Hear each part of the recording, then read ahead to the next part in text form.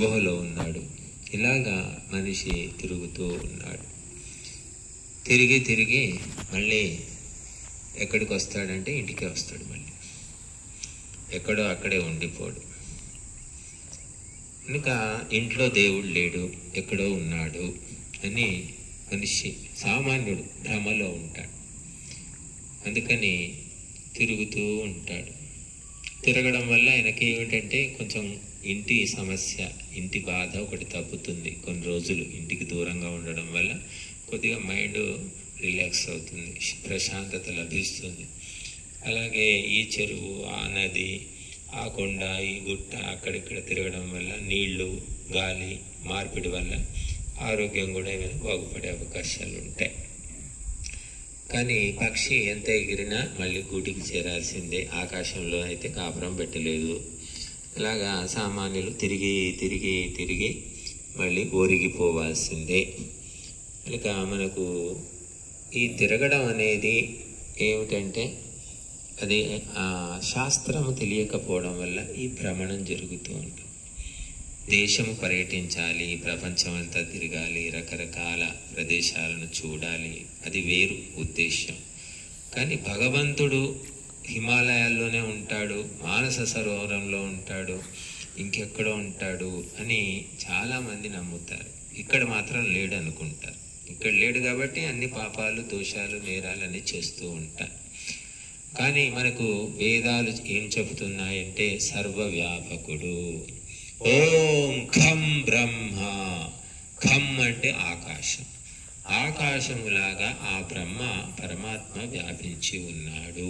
ఆకాశము నిత్యము, పరమాత్మ నిత్యము. ఆకాశము వ్యాపకము, పరమాత్మ వ్యాపకము.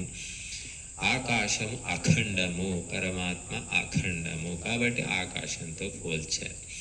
ఇక మనం తెలుగులో చెప్పుకోవాలంటే ఇందుగలడందు లేడని సందేహము వలదు చక్రి సర్వోపగతుండు ఎందెందు వెదకి చూచిన నందందే కలడు దానవాగ్రని వింటే అని ప్రహ్లాదుడు చెప్తాడు. అలాగా మనకు వేదంలో కూడా మన అనేక మంత్రాలు భగవంతుడు వ్యాపించి ఉన్నాడని చెప్తూ ఉన్నాయి. పతిరేక ఆసీత్ అని చదివాం. పతి అంటే పరమాత్మ, ఏక ఆసీత్ ఒక్కడే ఉన్నాడు.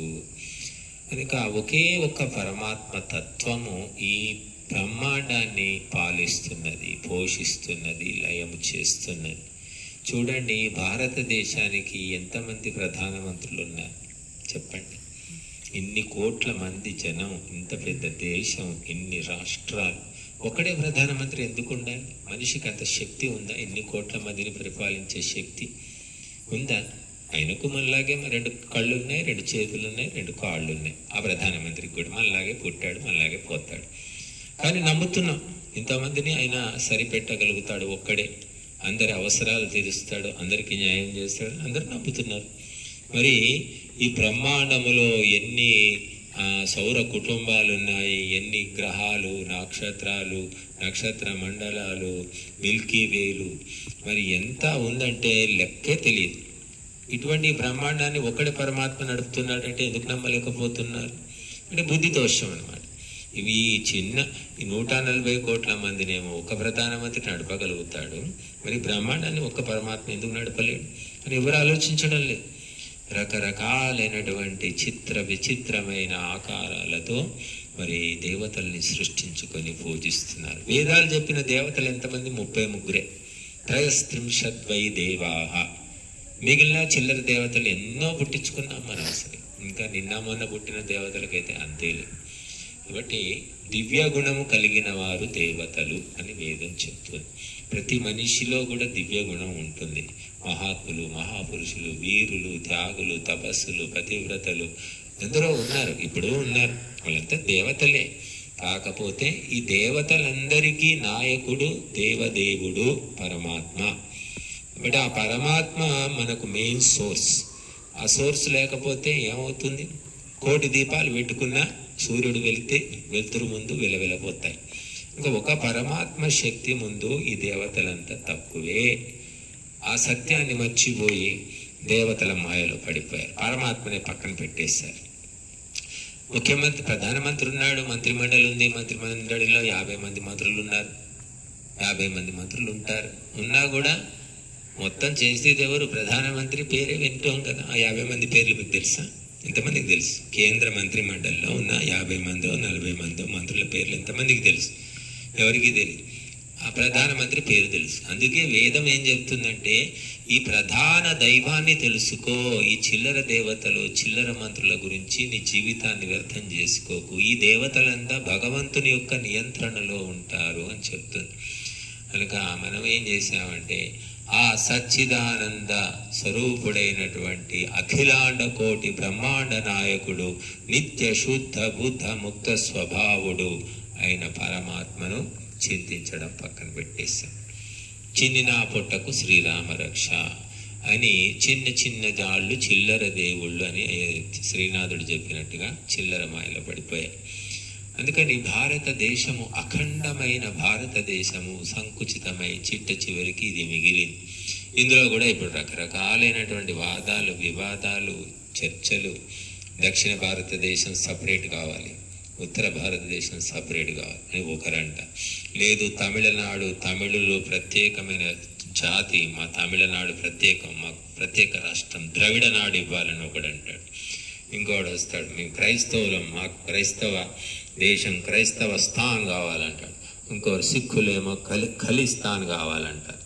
ఇంకేదో ఈ రకమైన చిత్ర విచిత్రమైన వాదాలు మనం వింటూ ఉన్నాం. కానీ వేదం ఏం చెప్తుంది?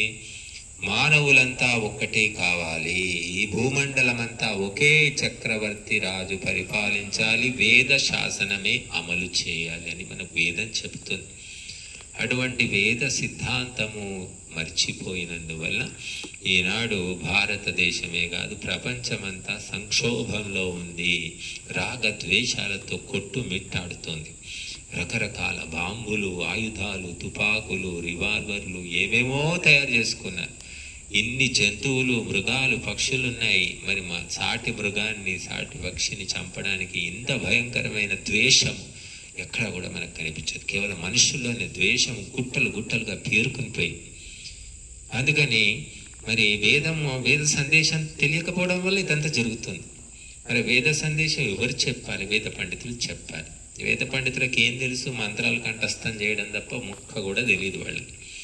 ఇప్పుడు చక్కగా పంచభక్ష పరమాలు తింటాడు, పొట్ట నిండా తింటాడు, కానీ తినేవాడికి తెలుసా అవంతా ఎలా తయారు చేస్తారో తెలియదు. చాలా మందికి భార్య చేసి పెడితే తినడం అంతే తప్ప ఆ వంటింటికి పోయిన పాపాన కూడా పోరు. ఎంతో మంది పురుష పుంగవులు ఉంటారు, కానీ కడుపు నింపుకుంటారు, వెళ్ళిపోతారు. అలాగే ఎంతో మందికి ఈ ప్రపంచం ఏంటి, సృష్టి ఏమిటి, ధర్మం ఏమిటి చాలా మందికి తెలియదు. అలాగే బతికామంటే బతికేస్తూ ఉంటారు. అందుకని మహర్షి దయానంద సరస్వతుల వారు మన ఈ భారతదేశంలో పుట్టి మహర్షుల యొక్క పరంపరను అందిపుచ్చుకొని మనకు పరమాత్మ ఎవరు, అతని లక్షణాలు ఏమిటి అనేవి మనం జుట్టు పీక్కోకుండా, ఈ జీవితం అంట కష్టపడకుండా అన్ని రెడీమేడ్గా మనకు చెప్పేసి ఇచ్చేసిపోయాడు. ఎవడో కష్టపడి సెల్ ఫోన్ తయారు చేసి ఇచ్చాడు, మనమంతా వాడుకుంటున్నాం, అవసరాలు తీర్చుకుంటున్నాం. అలాగా భగవతత్వం గురించి మహర్షులు సంసారాలు వదిలిపెట్టేసి అరణ్యంలో ఉండి తపస్సు చేసి మౌనంగా ఉండి ఎన్నో విధాలుగా పరమాత్మ తత్వాన్ని మనకు ఉపనిషత్తులు, వేదాలు, దర్శనాల రూపంలో అందించారు. దాన్నే మళ్ళీ మహర్షి దయానందుల వారు మనకు తెలియజేసి ఈ 2వ నియమంలో చెప్పారు. ఈశ్వరుడు చెప్పండి, సచ్చిదానంద స్వరూపుడు, నిరాకారుడు, సర్వశక్తిమంతుడు, న్యాయకారి, దయాళువు, అజన్ముడు, అనాది, అనంతుడు, నిర్వికారుడు, అనుపముడు, సర్వాధారుడు, సర్వేశ్వరుడు, సర్వాంతర్యామి, అజరుడు, అమరుడు, అభయుడు, నిత్యుడు, పవిత్రుడు, సృష్టికర్త అయి ఉన్నాడు. అతనినే ఉపాసించుట యోగ్యము. కాబట్టి యోగ్యాన్ని వదిలిపెట్టి అయోగ్యాన్ని మనం పట్టుకున్నాం. కాబట్టి భారతదేశము జగద్గురువుగా స్థానాన్ని కోల్పోయింది. కనుక వేదము ఎవరైతే అధ్యయనం చేస్తారో వారి బుద్ధి అనేది వికసిస్తుంది, పవిత్రమవుతుంది. సర్వలోకాధిపత్యంచ వేదశాస్త్ర విదర్హతి అని మను మహారాజ్ చెప్తున్నాడు. సమస్త లోకాలను పాలించే శక్తి కేవలం వేద పండితునికి మాత్రమే ఉంది అని చెప్తున్నారు. మరి ఏం చేస్తున్నారు వేద పండితులు అంటే? ఎక్కడున్నారో ఏమిటో ఉనికే లేకుండా పోయింది. పనికి మాలిన మంత్రులు వస్తే, పనికి మాలిన ఎమ్మెల్యేలు వస్తే పూర్ణ కుంభం తీసుకెళ్ళి ఈ వేద పండితులు స్వాగతం చెప్తారు. వాళ్ళ అవినీతి పరులు, వ్యసన పరులు, బుద్ధిహీనులైనటువంటి మంత్రులు ఏముంది వాళ్ళకి అర్హత? వేద పండితులపై పూర్ణకుంభ స్వాగతాలు, ఆశీర్వాదాలు. మీరు బాగుపడండి, మీ బుద్ధి శుద్ధి చేసుకోండి, మీ క్యారెక్టర్ బాగు చేసుకోండి అని చెప్తే బాగుండేది. వాళ్ళు చెప్పరు. ఇంకా ఈ రకంగా క్షత్రియులు అంటే పరిపాలకులంతా కూడా భ్రష్టు పట్టిపోయారు. చెప్పేవాళ్ళు ఎవరు లేరు. చెప్తే వాడు ఏం చేస్తాడు? భయం. కాబట్టి బ్రహ్మశక్తి భ్రష్టు పట్టింది, క్షాత్రశక్తి భ్రష్టు పట్టింది. ఇక సామాన్య ప్రజలు ఏం చేస్తారు?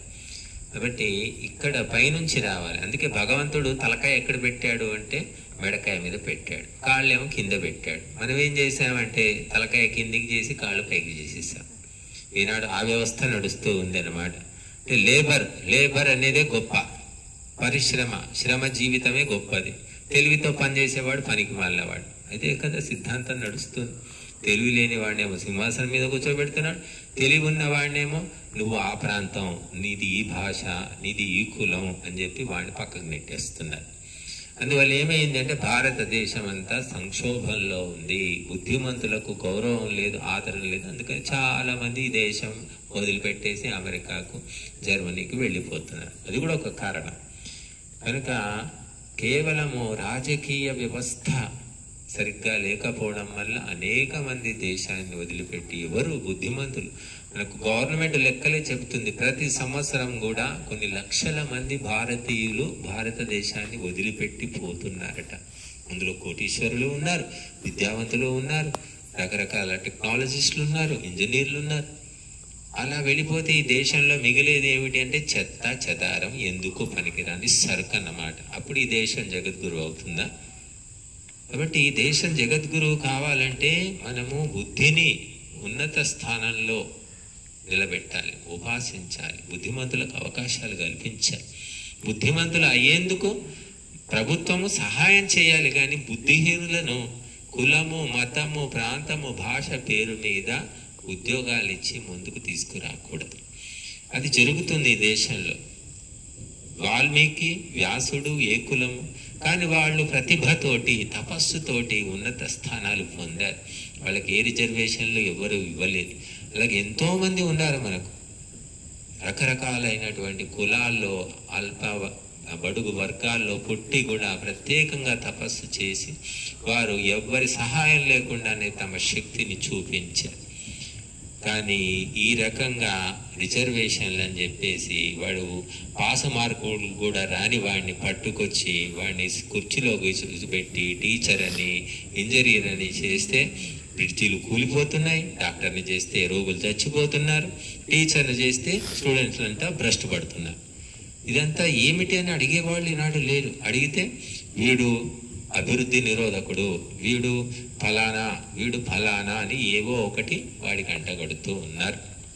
బట్ ఇదంతా కూడా ఇంగ్లీష్ వాడు పోతూ 100 ఏళ్లలో ఈ దేశం ఎలా నాశనం కావాలని వాడు ఆలోచించి పెట్టిన ట్రిక్స్, వాళ్ళ ఏజెంట్లు రాసిన రాజ్యాంగాన్ని మనం అనుసరిస్తూ ఉన్నాం.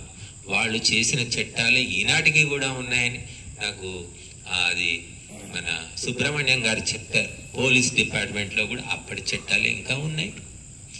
అంటే ఏమిటి, ఎంత ఘోరమైన పరిస్థితి చూడండి. కాబట్టి మనం మేలుకొని వేద శాస్త్రాలు చెప్పిన ప్రకారంగా నడుచుకుంటే ప్రపంచంలో అనేక సమస్యలు పరిష్కారం అవుతాయి.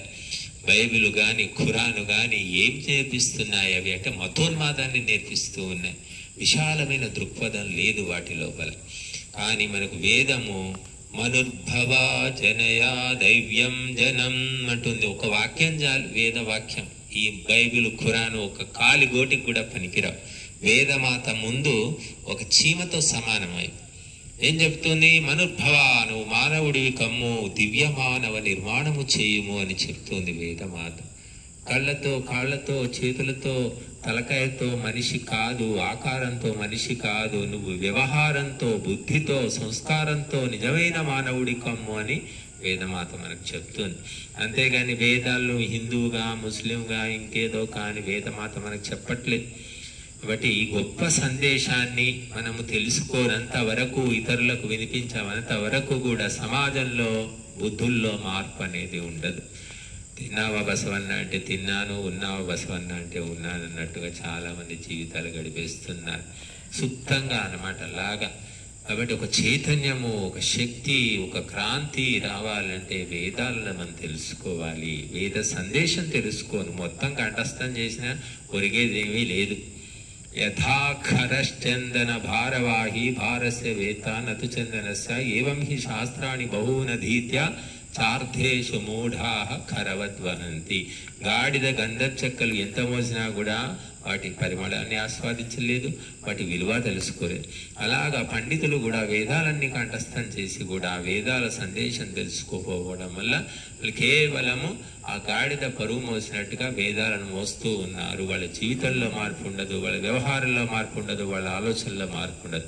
కాబట్టి నువ్వు వేదాలు చదవలేదని బాధపడకు. ఆ వేద సందేశము సారము తెలుసుకొని ఆ ప్రకారంగా నడుచుకో, నీ చరిత్రను దిద్దుకో, అప్పుడు నువ్వు చరిత్ర సృష్టిస్తావు అని వేదమాత చెప్తుంది.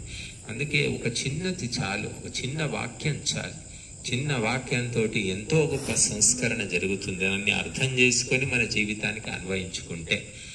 కాబట్టి వేదమాత అని చెప్తుంది మనకు. ఈ వేదాలు అంటే మాత, ఖురాన్ మాత, బైబిల్ మాత ఎప్పుడు ఎవరు వినలేదు, విన్నారా? బైబిల్ మదర్, బైబిల్ అమ్మి, ఖురాన్ మా అని విన్నారా? వాళ్ళైనా అన్నారు ఎప్పుడైనా? లేదు. ఎందుకంటే వాటిలో లక్షణమే లేదు. వేదము మాత, ఒక తల్లిలాగా సమస్త ప్రాణులను, కేవలం మనుషులను కాదు, అన్ని ప్రాణులను ప్రేమించు, అన్ని ప్రాణులను రక్షించు అని యూనివర్సల్గా చెప్తుంది వేదమాత. గొప్ప సందేశం ఇది. మనం అందించలేకపోతున్నాం, భారతీయులకు మనం చెప్పలేకపోతున్నాం, ఇంకా ప్రపంచానికి ఏం చెప్తాం? అందుకే ఈ అన్ని జీవులను చంపుకోవడము, బలులు ఇవ్వడము, జాతరలు చేయడం ఎందుకు చేస్తున్నాడు? ఎవడు చెప్పేవాళ్ళు లేడు. వాళ్ళ బుద్ధి శుద్ధి అయిపోతే వాళ్ళు ఆ పాడు పనులు చేయరు. చెప్పాలి అంటే పండితులు తయారు కావాలి, విద్వాంసులు తయారు కావాలి, వేదం తెలుసుకోవాలి, వేద సందేశం తెలుసుకోవాలి, హృదయంగమం చేసుకొని అందరికీ అర్థమయ్యే భాషలో వారు చెప్పాలి. అంటే తపస్సు చేయాలి. తపస్సు చేస్తే నీ వాక్కులో మార్పు వస్తుంది, నీ నడతలో మార్పు వస్తుంది, ఆలోచనలో మార్పు వస్తుంది, కనుక యోగ్యత వస్తుంది, క్వాలిఫికేషన్. పోలీస్ ట్రైనింగ్ ఎందుకు పెడతారు? మిలిటరీ ట్రైనింగ్ ఎందుకు పెడతారు? టీచర్ ట్రైనింగ్ ఎందుకు పెడతారు? ఒక మార్పు, ఒక యోగ్యత రావడానికి చేస్తారు. ట్రైనింగ్కు పోయినంత మాత్రాన అందరూ యోగ్యులేం కారు, కానీ అది ఒక కొలమానం. ఇంకా విశేషంగా వ్యక్తిగతంగా ప్రయత్నించవలసి ఉంటుంది. కాబట్టి మీరందరూ కూడా విశేషంగా ప్రయత్నించి మరి వేదమాత సందేశాన్ని మీ హృదయంగమం చేసుకొని ప్రజలందరికీ అందిస్తారని ఆశిస్తున్నాం. ఓం శాంతి.